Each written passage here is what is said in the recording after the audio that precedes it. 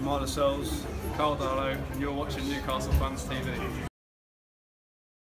What's going on, Newcastle Fans TV? Sharkey speaking. Now we're going to be doing the player ratings for Manchester United 4, Newcastle 1. Now we're going to be working from the goalkeeper downwards. Now I'm going to start off with Rob Elliott. I'm going to give him possibly a 4. I don't think it was his best game. His commanding wasn't the best. I think his defence could have helped him a bit better, but that's the reason why I give him a 4.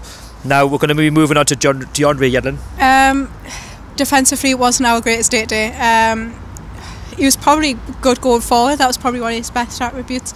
But defending today were just awful, so I'll probably give him a 5. Now Kieran Clark, I'm going to give him a 4. He's not exactly had the best week, not only for his country, but today again, you know, you could question his defendability for the goals that Man United scored. So Rafa will question that over the course of the week. So Lejeune, again, I said this before, his concentration isn't the level it should be.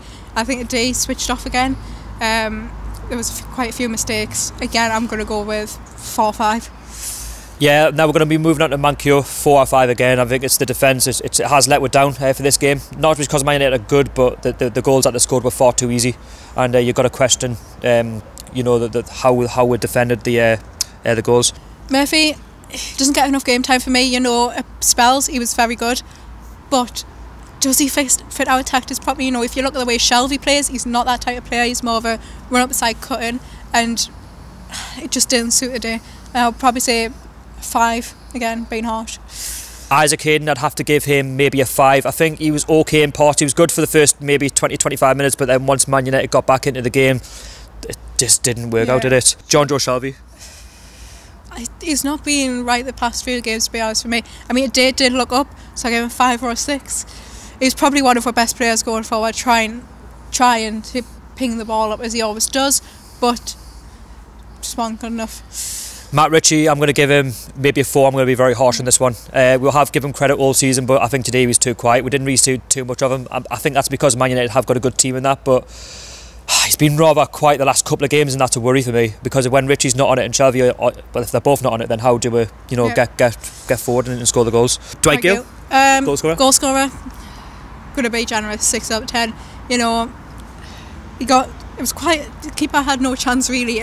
Even if it did come in not off the post, he was well away from it. So I think he did well. He had a good game. He's proven why he should be in that starting 11. And last year for the team that we chose, I'd go Hoslu. For me, I have to give him a 4 or 5. He's just not good enough. I haven't seen much to be excited about. I think he's got to up his game, otherwise he's going to get dropped. I think he has to eventually. Mitrovic is coming on late in the game. Something's got to change. More Diaby. Didn't see enough.